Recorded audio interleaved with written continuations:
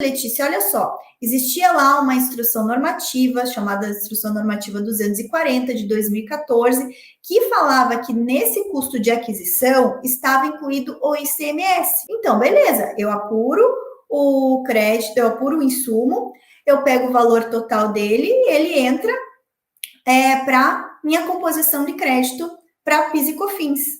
Ok. Só que essa IN, ela foi revogada pela Instrução Normativa 1911, lá de 2019, e na Instrução Normativa 1911 de 2019, não se falou mais nada sobre custo de aquisição e se o ICMS integra esse custo de aquisição ou não. E aí vem o Supremo e julga a tese do século, falando que eu posso apurar os créditos dos últimos anos, a partir do dia 15 de março de 2017, para eu excluir ali no meu PIS e COFINS a recolher, meu PIS e COFINS a pagar, o ICMS destacado das notas. Só que o meu cliente, ele está no não cumulativo, na não cumulatividade. E aí vai ter um impacto.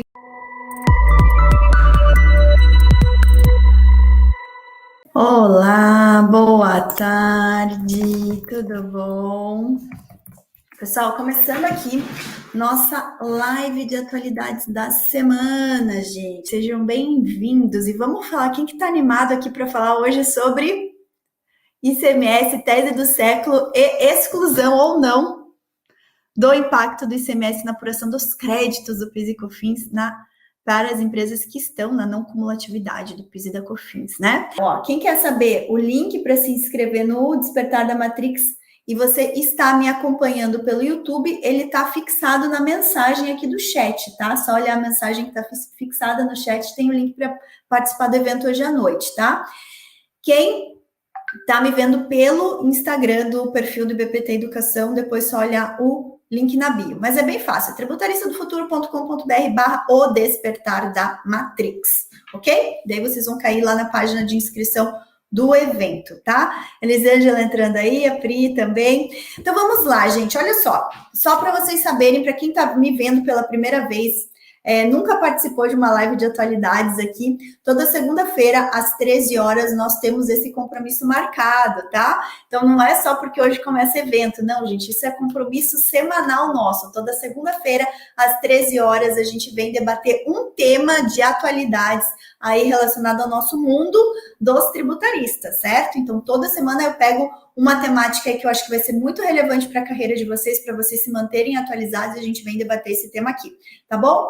E para quem quer saber quais foram os principais temas aí que rodaram a semana anterior, as principais notícias, as principais decisões relacionadas à nossa área tributária, a gente compila tudo isso no que chamamos de retrospecto tributário, tá? É um compilado de notícias que a gente publica no site de um dos meus escritórios, que é Amaral e Asbeck Advogados. Então, se vocês forem no Google e colocarem ayadvogados.com.br, vocês vão cair lá no nosso site, lá tem um blog, e dentro do blog vocês acessam retrospecto tributário e vão ver todo o compilado de notícias aí, as mais relevantes da semana anterior, ok? Então, fica a dica para vocês, também é uma forma de vocês se manterem atualizados. Toda segunda-feira, tenho aí na rotina de vocês acessarem o blog da Amaral e Asbeck Advogados e dar aquele pente fino nas notícias, tá? E aí eu sempre seleciono uma notícia em especial que eu acho que é relevante para a gente debater aqui na nossa live de atualidades, beleza? E eu separei para hoje um tema que eu estou vendo que está sendo muito recorrente em relação a dúvidas, a questionamentos, a o que fazer, como seguir, tá? Qual é esse tema? Olha só, Letícia. Tivemos ali o ganho, né? A STF julgou a favor dos contribuintes a questão da exclusão do ICMS da base de cálculo do PIS e da COFINS. Ok, entendi essa parte, tá? Posso fazer a recuperação recuperar a partir do dia 15 de março de 2017 para frente, eu posso fazer a apuração, excluir das notas de vendas, do ICMS destacado e refazer a base de cálculo do PIS e da COFINS. A diferença eu vou pleitear lá como restituição, lá diretamente conforme o guia prático que foi divulgado pela Receita no mês de junho, né, alterando o EFD Contribuições. Já falamos sobre isso aqui nas últimas lives. Só que as dúvidas que têm surgido, tá? Letícia, na não cumulatividade, o que acontece, tá? Meu cliente, ele tá lá submetido ao PIS e COFINS não cumulativo, tá? Então, tem um cliente do lucro real e ele recolhe PIS e COFINS pela não cumulatividade e para ele, tudo que ele adquire como insumo ou como itens que sejam passíveis pela legislação a tomada de crédito, apurar esse crédito, reduzir o PIS e COFINS da saída, ele o faz. Contudo, Letícia, olha só, existia lá uma instrução normativa, chamada Instrução Normativa 240, de 2014, que falava que nesse custo de aquisição estava incluído o ICMS. Então, beleza, eu apuro o crédito, eu apuro o insumo, eu pego o valor total dele e ele entra para minha composição de crédito para PIS e COFINS. Ok. Só que essa IN, ela foi revogada pela Instrução Normativa 1911, lá de 2019, e na Instrução Normativa 1911 de 2019, não se falou mais nada sobre custo de aquisição, e se o ICMS integra esse custo de aquisição ou não. E aí vem o Supremo e julga a tese do século, falando que eu posso apurar os créditos dos últimos anos, a partir do dia 15 de março de 2017, para eu excluir ali no meu PIS e COFINS a recolher, meu PIS e COFINS a pagar, o ICMS destacado das notas. Só que o meu cliente, ele está no não cumulativo, na não cumulatividade. E aí vai ter um impacto, então, como aquele disposto, aquela disposição lá da IN 240 não existe mais, e a IN 1911, que foi a que substituiu, não fala mais desse custo de aquisição, o que eu faço? Eu considero ele no custo de aquisição, ou em virtude do Supremo ter falado que o ICMS não compõe mais o PIS e COFINS, isso também vai impactar no cálculo da apuração do crédito do PIS e COFINS na não cumulatividade. Tem surgido diversos debates em torno dessa questão, tá, gente? Tem surgido diversos debates e não temos, até o momento, um posicionamento oficial da Receita Federal. Temos alguns fatos e é sobre isso que eu vou falar com vocês hoje. Por quê? Porque tivemos, na semana passada, 2 notícias relevantíssimas sobre essa temática, tá? E essas 2 notícias saíram exatamente no mesmo dia, que foi dia 29 de julho, né? Dia 29 de julho, quinta-feira, no jornal Valor Econômico. A primeira notícia fala o seguinte: existem empresas do lucro real que foram autuadas, na verdade, sofreram fiscalização da Receita Federal em relação às compensações que elas efetuaram após terem ganho na justiça a tese do século, terem habilitado seus créditos, terem procedido à compensação dos créditos de PIS e COFINS com outros débitos. Receita Federal foi lá, fiscalizou essas declarações de compensação e glosou alguns créditos, porque entendeu que a apuração correta dos créditos não seria essa que as empresas estavam fazendo, porque como elas estão na não cumulatividade, elas deveriam estar fazendo o quê? Apura o crédito, contudo, tem que excluir aí dessa apuração desse crédito também o impacto do ICMS lá quando elas vão fazer a correspondência do crédito da não cumulatividade. Eu falando aqui fica um pouco nebuloso para vocês, né? Eu vou fazer o seguinte, gente, para vocês entenderem bem isso que eu estou falando, porque é bom, seria muito legal se eu mostrasse isso para vocês. A Amanda e eu demos uma aula na sexta-feira dentro da nossa comunidade e a gente mostrou isso, a gente colocou isso de forma visual.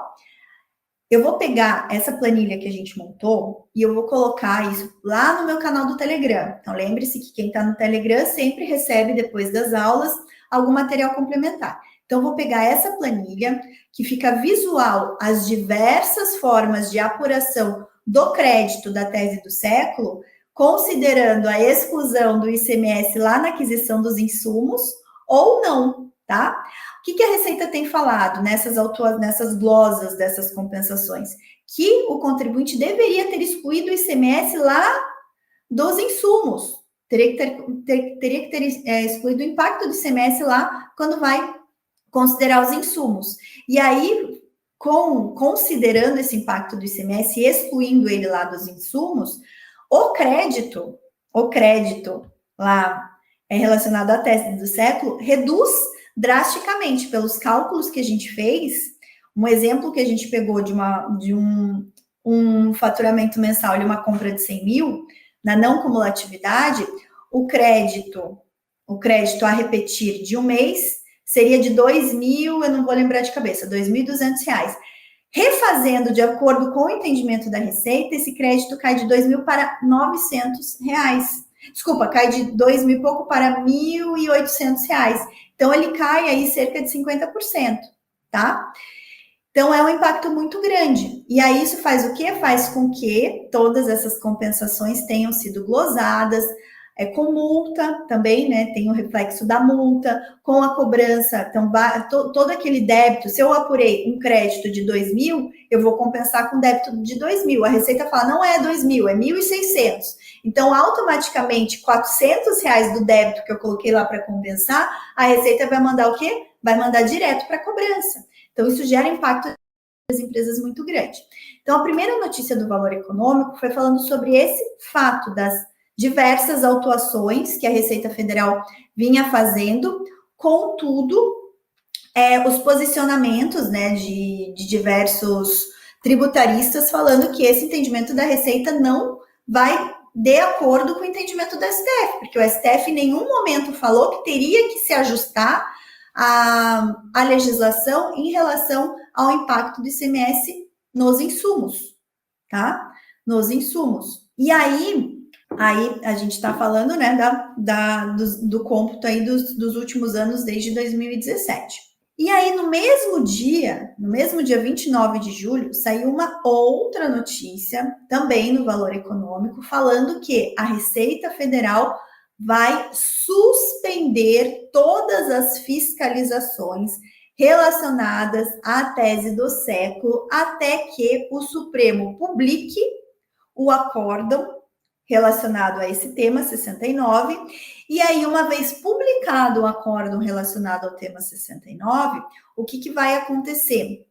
A Receita Federal vai rever a sua legislação, as suas normativas, vai ver se precisa ajustar as suas normativas. Uma vez que seja ajustado, ela vai dar tempo para os contribuintes também se ajustarem antes que ela faça novas fiscalizações, tá?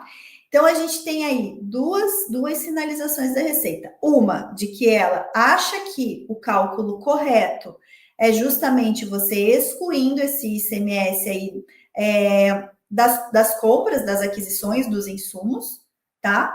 E aí, com essa exclusão, aí você vai fazer o cômputo do PIS e COFINS devido no mês, a diferença entre o recolhido, efetivamente, e o recalculado pela tese do século, é que efetivamente vai dar margem ao pedido de restituição de compensação na esfera administrativa, tá?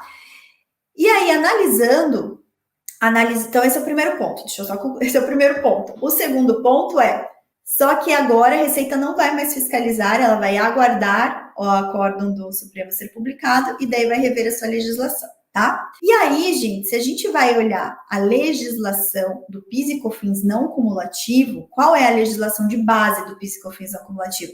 Lei 10.833 em relação à COFINS não cumulativa e Lei 10.637 em relação ao PIS não cumulativo. Essas duas legislações são praticamente idênticas, tá? E aí, lá nos artigos 1º e 2º, tratam da apuração do PIS e COFINS a pagar. Contudo, o artigo 3º fala do crédito na não cumulatividade. Como que se calcula esse crédito para se reduzir aí do PIS e COFINS a pagar?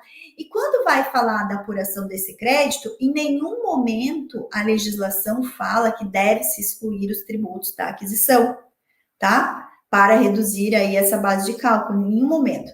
Então, o que os tributaristas, qual que é a conclusão que os tributaristas estão chegando? Olha, o Supremo nada falou em relação aos créditos, ele só falou que para fins do aproveitamento da tese do século a partir do dia 15 de março de 2017, tem que se excluir o ICMS das notas fiscais de venda, tá? E refazer a apuração e pedir os créditos. Nada disse o Supremo em relação ao reflexo disso para as empresas que estão na não cumulatividade. tá? Então, não poderia a Receita Federal inovar nesse sentido. Segundo ponto, se fosse ter que se considerar esse reflexo das compras, a legislação também teria que prever isso, também teria que ser ajustada, tá? E até internamente aqui no escritório a gente estava brincando que essa questão da exclusão do CMS das compras vai virar a segunda tese do século, né? Tanto que está dando pano para manga, vai virar a segunda tese do século. E aí, gente, o que mais que a gente já notou? Por que a Receita Federal está vindo com essa artimanha? Porque, num primeiro momento, não sei se vocês se recordam, mas o que estava sendo discutido até maio desse ano, quando o Supremo efetivamente julgou os embargos de declaração? O que estava sendo discutido era qual ICMS deveria ser excluído da base de cálculo do PIS e da COFINS, se o ICMS destacado na nota ou se o ICMS efetivamente recolhido, tá? Por quê? Dá a diferença entre o efetivamente recolhido e o destacado na nota justamente em relação ao quê? À apuração dos créditos. Porque se você está destacando um valor na nota fiscal, não é efetivamente aquele valor que o contribuinte está recolhendo aos cofres públicos, porque se ele está na não cumulatividade, ele tem que também fazer a apuração não cumulativa. Se o Supremo quisesse que fosse excluído esse ICMS das aquisições, ele teria falado, não é o ICMS destacado nas notas, mas sim o ICMS efetivamente recolhido, assim como a Receita Federal queria, tá? Só que não foi isso que o Supremo falou. Aí a Receita Federal, como artimanha, ela trouxe segundo entendimento. Olha, tá bom, então é o destacado na nota. Contudo, para os contribuintes que estão na não cumulatividade, como há o reflexo do ICMS lá no insumo, eu vou o quê?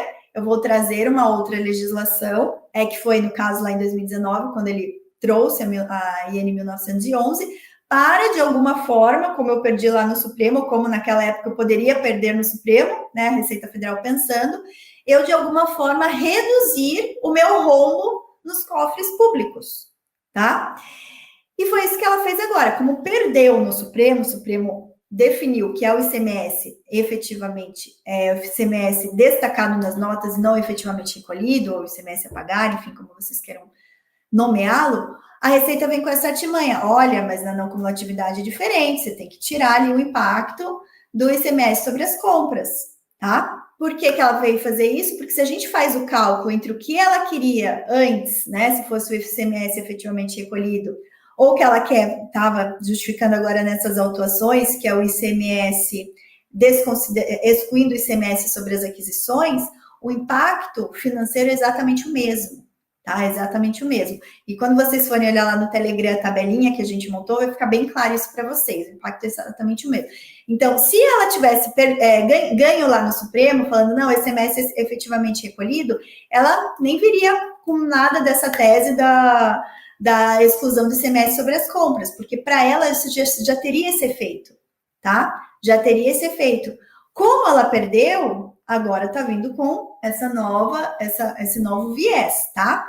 Conclusão que nós temos até agora, na visão dos tributaristas. O crédito correto é o crédito conforme o Supremo decidiu, excluindo apenas o ICMS sobre o ICMS destacado nas notas, independentemente de fazer exclusão sobre as compras, tá? Independentemente, ok? E aí, o que a gente vai fazer? A gente vai nesse momento, vamos apurando esse cálculo para os clientes. Aqueles clientes que queiram aguardar, a gente pode fazer o cálculo mais conservador, vamos pensar assim, de acordo com esse entendimento da Receita, e eventualmente depois pleitear uma diferença. Lembrando que sempre vai ter, até março do ano que vem, a gente está garantido nesse sentido, pelo menos, que não vai perder nada em relação à prescrição desses créditos, tá? Tem cliente que vai querer aguardar, não vai querer fazer agora. Tem até março para não prescrever os créditos, eu vou aguardar. Tem cliente que não, já vai confiar no ponto de vista do tributarista e vai entender que, o Supremo julgou assim, vamos fazer assim que, caso a Receita venha questionar, vamos dar margem para mais uma discussão judicial, tá? Então, a gente tem aí 3 cenários diferentes para analisarmos a partir de agora, ok? Pessoal, olha só, gostei aqui, estamos chegando quase 50 espectadores aí no YouTube, me acompanhando, muito bom, gente. Só que só temos 22 likes, cadê os outros 20 e tantos aqui, 26, 25, 26 espectadores? Estão conseguindo entender o que eu estou falando? Agora eu vou abrir para perguntas, tá bom? Vou abrir para perguntas de vocês. Eu vou ver aqui no YouTube, eu estou vendo que tem bastante comentário. Deixa eu ver o que vocês estão colocando aqui. Ó, o Carlos Alberto está falando, se a empresa não tem ação judicial e se retificar o FD contribuições a DCTF desde março de 2017, ganha os juros da Selic. Se não retificar, não tem juros da Selic. Afinal, a empresa é obrigada ou não a retificar FD contribuições a DCTF? Carlos, o meu entendimento é que ela é obrigada. Se você vai fazer totalmente administrativo o procedimento, você é obrigado, sim, a fazer conforme está lá no guia prático do FD Contribuições. Tá? Se você não fizer conforme lá que ele pede para fazer os ajustes no FD Contribuições e pede para fazer ajuste na DCTF, você vai estar agindo em desacordo com o entendimento da Receita.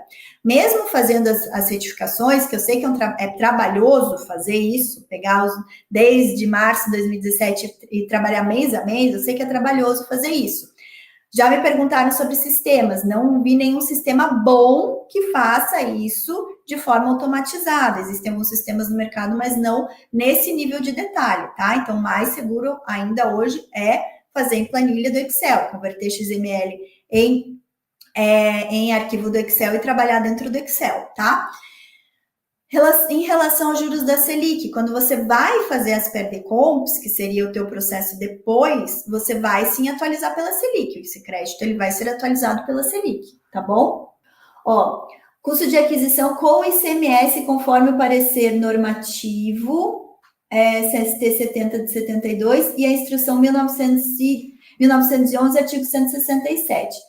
Valor da operação que compõe ICMS, é isso mesmo? Aí que está a discussão, tá, Carlos? A IN 1911, ela não foi clara. Se você for pegar pelo histórico da legislação, o ICMS sempre vai compor o custo de aquisição, tá? A legislação, ela excluía o IPI, né? Mas o ICMS sempre compôs. A gente ainda entende que ele compõe, tá? Mas a Receita, isso que eu tô falando, a Receita Federal já está com entendimento diferenciado. Sem, para mim, no meu ponto de vista e de vários outros tributaristas, sem respaldo legislativo para esse entendimento.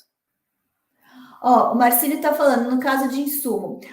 Marcílio, o insumo é o que é o mais corriqueiro, mas se a gente for pegar lá o artigo 3º da Lei 10.833 e da Lei 10.637, ele fala tudo que gera crédito, né? Todos os tipos de compras que geram crédito. Insumo é só um tipo, tá? Mas todos ali geram crédito e no entendimento da Receita teria que fazer o estorno do ICMS sobre todas essas aquisições que geram crédito, tá? E aí que tá o ponto do que a gente está discutindo. Deixa eu ver o que mais aqui.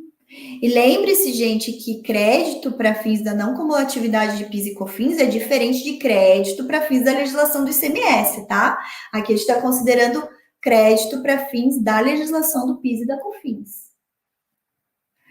Carlos está falando assim, se a gente, na prática, se prosperar a tese da Receita, seria igual a COSIT 13. Exatamente isso que eu quis dizer para vocês, Carlos. É uma manobra da Receita Federal, porque ela perdeu no Supremo, ela querer resgatar, né, reavivar essa situação aqui agora, que ela já tinha colocado lá na COSIT 13. Por isso que se vier isso, realmente a Receita começar a glosar essas compensações, vai dar margem a uma segunda tese do século, porque vai ter muita discussão aí contra esse entendimento da Receita, tá? Ó, como medida preventiva, convém ingressar com ação judicial via mandado de segurança preventivo? Também ponderamos isso, tá, Carlos? Aí é muito... Pode ser, sim, uma saída, tá? Pode ser, sim, uma saída. Contudo, eu não... Como a Receita falou que ela não vai fiscalizar mais a partir de agora, vai esperar a publicação do acórdão, eu vejo que mesmo para mandado de segurança preventivo, a gente não teria o periculum in mora, né, nesse momento.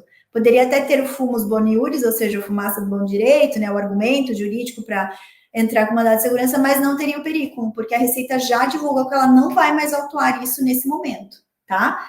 Inclusive, na notícia, se vocês forem olhar a notícia do Valor Econômico, ela fala que tem uma normativa interna, né? Interna que ela lá distribuiu para os auditores da Receita, falando parem de fiscalizar esse tema nesse momento, tá bom? Então, eu não vejo como necessário, nesse momento, o ajuizamento do mandado de segurança preventivo. Tá, a Poliana tá perguntando, falando que ela tá por fora dessa temática e se a empresa não tem ação, como proceder, tá? Poliana, é o seguinte, se a empresa não tem ação, ela tem dois caminhos. Um caminho é ir para fazer a restituição exclusivamente na via administrativa. O que temos de normativa até o momento é apenas o guia prático do FD Contribuições. Você, para buscar, ou você entra no meu canal do Telegram, porque eu já divulguei ele lá, mas daí você tem que dar uma resgatada nos históricos e lá nas mídias e tal, porque eu já, acho que já faz umas 2 semanas ou 3 semanas que eu divulguei esse guia prático lá. Ou você coloca no Google, Guia Prático FD Contribuições, e vê a atualização do mês de junho, se eu não me engano, do dia 18 de junho, tá? Então, esse é o primeiro caminho. Só que qual que é a problemática desse caminho? É realmente muito trabalhoso, porque você vai ter que trabalhar mês a mês ali com as apurações. Então, FD Contribuições mês a mês, DCTF, fazer todas as edificações. É mais trabalhoso, tá? É possível para não precisar mais de ação judicial. Existem empresas, e dependendo se é lucro real, que é um pouquinho mais trabalhoso, tem esses riscos da questão se considera crédito da entrada ou não, que têm optado por ter esse reconhecimento ainda na via judicial, ainda fazendo o mandado de segurança para reconhecer, né, o direito à exclusão do ICMS da base de cálculo do PIS e da COFINS, sem qualquer respaldo lá, sem fazer nenhuma exclusão em relação às aquisições, tá? E para que isso? Qual que é a vantagem ainda da ação judicial? Ela vai ter um trânsito julgado muito rápido, porque o Supremo já validou, então os tribunais têm que acatar o mesmo entendimento. E aí, uma vez que você está com o trânsito julgado, você consegue fazer o procedimento de habilitação do crédito na Receita. Uma vez o crédito estando habilitado, você não precisa fazer as retificações de DCTF e de EFD Contribuições. Você vai direto para a PERDComp. Então, é um caminho que pode fazer mais sentido, a depender do nível de complexidade das operações da empresa, tá? O Oswaldo está perguntando o modelo de planilha para fazer o mês a mês. Temos sim, Oswaldo. Para quem é meu aluno, lá, a gente já disponibilizou esse modelo de planilha lá dentro da comunidade, tá? É um cálculo relativamente simples. Na aula de sexta também tem aquele visual, aquela planilha visual que eu vou colocar lá para vocês no canal do Telegram para todo mundo que está me assistindo. Mas para quem é aluno, a gente já tem essa planilha sim, tá? É uma planilha do Excel. E aí eu não lembro se você estava na aula de sexta, Oswaldo, mas a Amanda fez detalhado, tá? Passo a passo, como que você tem que fazer a operacionalização da tese do século. Mas aí essa aula foi fechada para alunos, tá? Que mais, gente?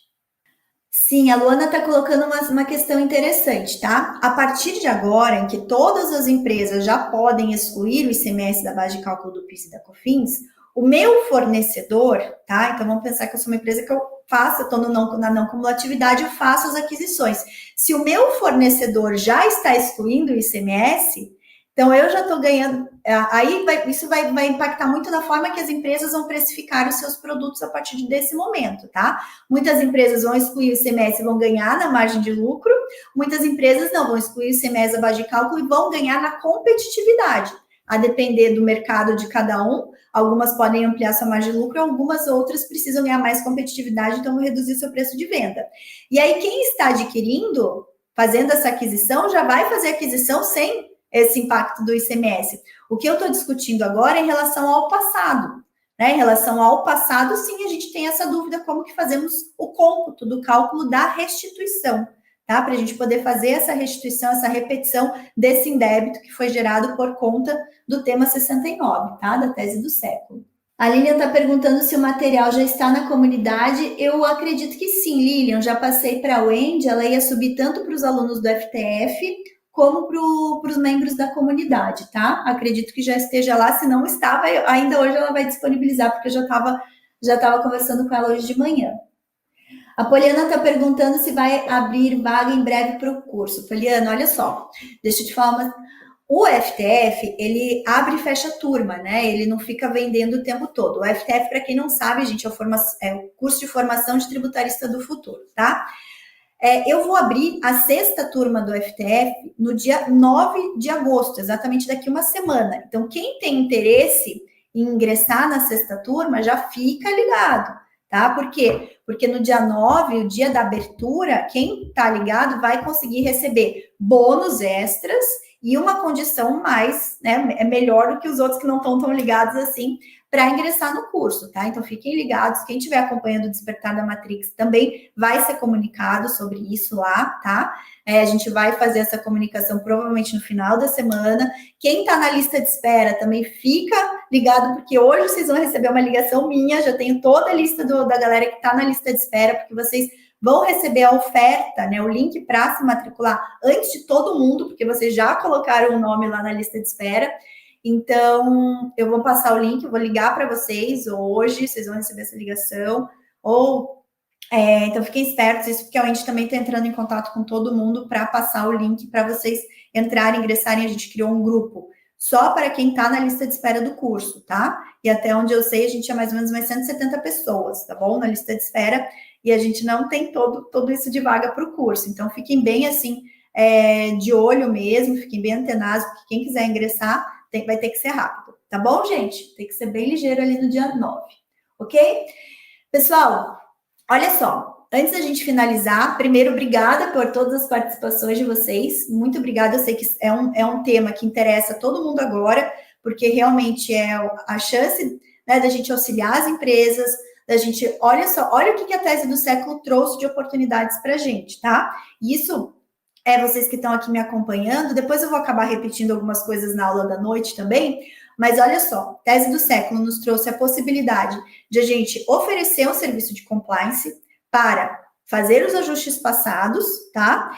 Para fazer os ajustes futuros e também a possibilidade, como nós somos tributaristas de inteligência de negócios, de ajudar os nossos clientes a também melhorar a sua precificação, né? Então, a precificação dos serviços. A tese do século trouxe impacto direto na precificação, porque é isso que eu falei, ou dependendo do cenário do cliente, ou ele vai ter que reduzir, ou ele vai ter que ganhar competitividade em reduzir os seus preços de venda, ou ele vai melhorar a margem de lucro dele, tá? E daí, como que eu vou saber? Como que o cliente vai saber? A gente vai ter que orientar, a gente vai ter que entender qual que é o mercado que ele está inserido, né? Entender quem são os principais players, quanto que ele consegue ganhar, quanto que o produto ou o serviço dele já é competitivo no mercado.